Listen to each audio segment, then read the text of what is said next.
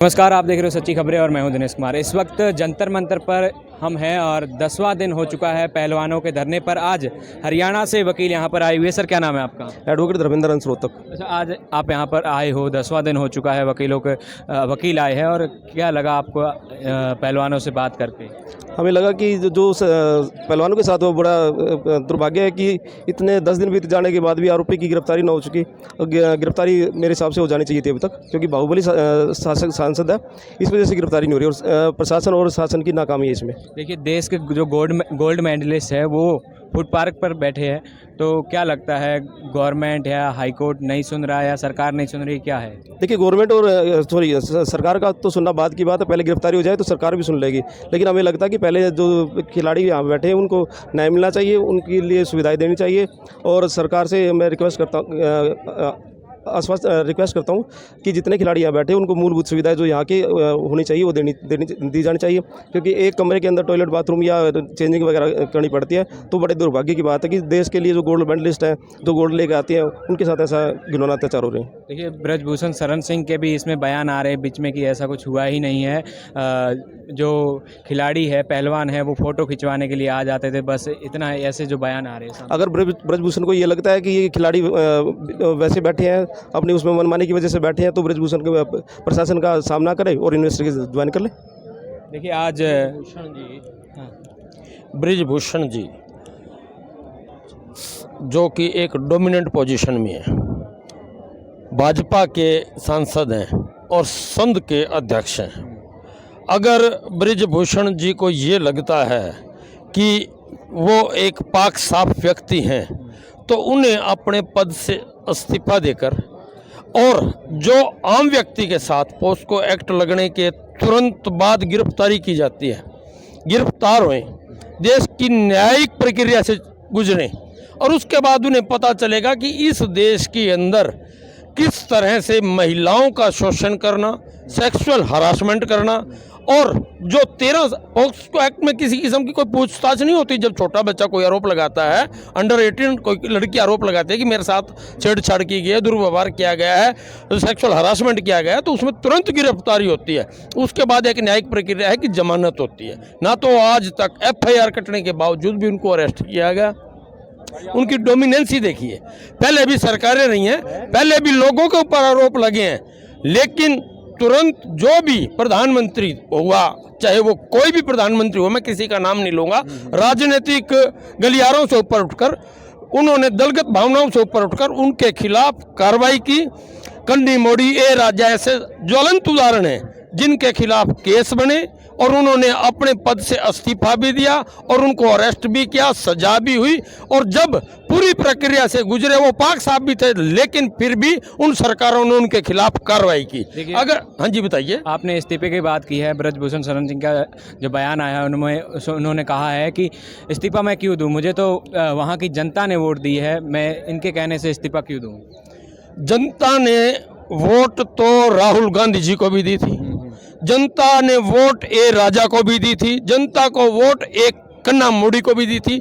तब जब वो इस्तीफा दे सकते हैं, तो ये क्या देश के किसी दूसरे भाग से आए हुए हैं कि इनके लिए अलग कानून व्यवस्था है और उनके लिए अलग कानून व्यवस्था थी?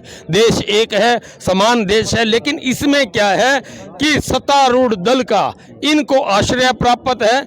उनको अगर ये आज उनके ऊपर से सत्तारूढ़ दल ये कह दे कि नहीं, आप निष्पक्ष होकर इसकी जांच कीजिए, कल मैं आपको ब्रजभूषण जी को भी सलाखों के पीछे दिखाऊंगा और इनकी गिरफ्तारी होते हुए भी दिखाऊंगा। इस देश के अंदर एक न्यायिक प्रक्रिया होनी चाहिए और उस न्यायिक प्रक्रिया के तहत पोस्को एक्ट लगने के तुरंत बाद गिरफ्तारी होनी चाहिए, और गिरफ्तारी के साथ वो सभी कार्रवाई होनी चाहिए जो एक व्यक्ति इस देश के अंदर अपराध करता है, उसके खिलाफ देश की न्यायपालिका करती है।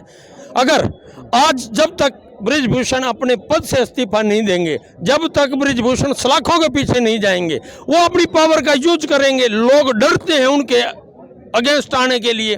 खिलाड़ियों, आज वो दावा कर रहे हैं कि सारे खिलाड़ी नहीं आ रहे हैं, कुछ ही खिलाड़ी आ रहे हैं। तो ये जो कुछ खिलाड़ी आ रहे हैं, उसका एक कारण यही है कि कुछ खिलाड़ी ऐसे हैं जो बेचारे खेल के हिसाब से अपना भविष्य बना रहे हैं, और हर खिलाड़ी लाखों रुपए खर्च करता है जब जाकर वो नेशनल और इंटरनेशनल लेवल का खिलाड़ी बनता है। जब वो इंटरनेशनल लेवल का खिलाड़ी बनता है तो उस स्थिति में यही होता है कि उनको इनकी शरण में आना पड़ता है, और इनकी शरण में ये ही उसको नेशनल और इंटरनेशनल खेलने का मौका देते हैं। तो इसलिए इनके खिलाफ वो नहीं आ रहे हैं। हरासमेंट उनको भी की गई है जो अभी पूरे खुलकर आए नहीं। तो क्या लगता है ब्रजभूषण अपने पद से इस्तीफा दे देंगे या उनको सजा होगी? बिल्कुल उनको देना पड़ेगा, न्यायिक प्रक्रिया है। वो कहते हैं ना कि बिल्ली की माँ कब तक खैर मनाएगी, तो इनकी जो खैर है ज़्यादा दिन तक नहीं मनाई जा सकती। इनके खिलाफ कार्रवाई होगी, इनको सलाखों के पीछे जाना पड़ेगा, न्यायिक प्रक्रिया से गुजरना पड़ेगा। तो हमारे देश के पहलवान जो है कब तक जंतर मंतर पर रहने वाले हैं? हमारे देश के किसानों का उदाहरण देख लीजिए, वो जो देश के किसानों का उदाहरण था वही पहलवानों का उदाहरण है। जब तक सजा नहीं होएगी ब्रजभूषण को सड़कों पे और धरने पे बैठे और बैठे रहेंगे। ये समर्थन दिन प्रतिदिन बढ़ता जाएगा और इसी तरह से आने जाने वाले इनका समर्थन करते रहेंगे। ये कोई ऐसा तो है नहीं कि अनाथ बच्चे हैं।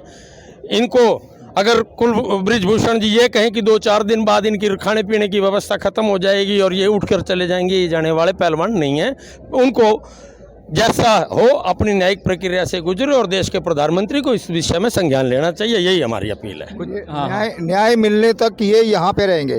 कुछ टाइम के लिए बिजली पानी भी गुल कर दिया था। कोई बात नहीं, उससे कोई फर्क नहीं पड़ता। किसान आंदोलन में बहुत कुछ किया था लेकिन वो लोग पीछे नहीं हटे और ना ही किसान आंदोलन फेल हुआ, वो सक्सेस हुआ। और ये भी जो ना सक्सेस होगा, इनको न्याय मिलेगा, हर हालत में मिलेगा। हम सब इनके साथ हैं, पूरी देश की जनता इनके साथ है। सिर्फ जो उनकी मदद करते हैं ना उन बदमाशों की, उनको छोड़ के बाकी पूरा देश हमारी बेटी हमारी बहनें हैं ये, और हम इनको न्याय दिला के ही रहेंगे। इन्होंने देश का नाम रोशन किया है, देश को पूरी दुनिया के अंदर सम्मान दिलाया है। आज वो खुद अपमानित होकर रोड पर अपने सम्मान की लड़ाई लड़ रही है। ये एक बहुत बड़ी शर्म की बात है। और देश की सारी पार्टियां यहाँ पर आ रही है, आम आदमी पार्टी हो, कांग्रेस हो, पर बीजेपी से कोई नहीं आ रहा है। बीजेपी कैसे आएगी? बीजेपी तो उनको बचाने में लगी हुई है। बीजेपी तो उनको बचाने में लगी हुई है। अपराधियों को क्यों बचाया जा रहा है इस तरह? ये तो बीजेपी से पूछो, ये तो वो बचाएंगे, वो बताएंगे। उनका काम है, अपने जो लोग हैं वो किसी पे ना छापा मरवाते हैं और ना उन अपने लोगों के खिलाफ कोई कार्रवाई करते हैं।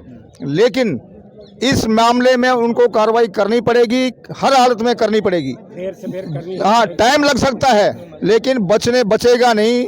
वो जो जिन्होंने ये अपराध किए हैं वो बचेंगे नहीं किसी भी हालत में। उनको सजा मिलेगी, उनको सलाखों के पीछे जाना ही पड़ेगा। और बचने भी नहीं चाहिए। हाँ, बचने भी नहीं चाहिए। ये एक मूवमेंट है, खाली इनके लिए लड़ाई नहीं है, इन्हीं पहलवानों की लड़ाई नहीं है। जो आने वाले हमारे बच्चे हैं उनके लिए भी है, उनके लिए भी ये मील का पत्थर साबित होगा और उनको ऐसी सजा मिलेगी ताकि आने वाले समय में किसी भी पहलवान के साथ में, किसी भी बेटी के साथ में, किसी भी बहन के साथ में ऐसा काम नहीं होगा, ऐसी बात नहीं होगी। ये बात भी तय की जाएगी। लगातार 10वें दिन से यहाँ पर पहलवान धरने पर बैठे हुए जंतर मंतर पर, आपको यहाँ की पूरी तमाम तस्वीरें हम दिखा रहे हैं।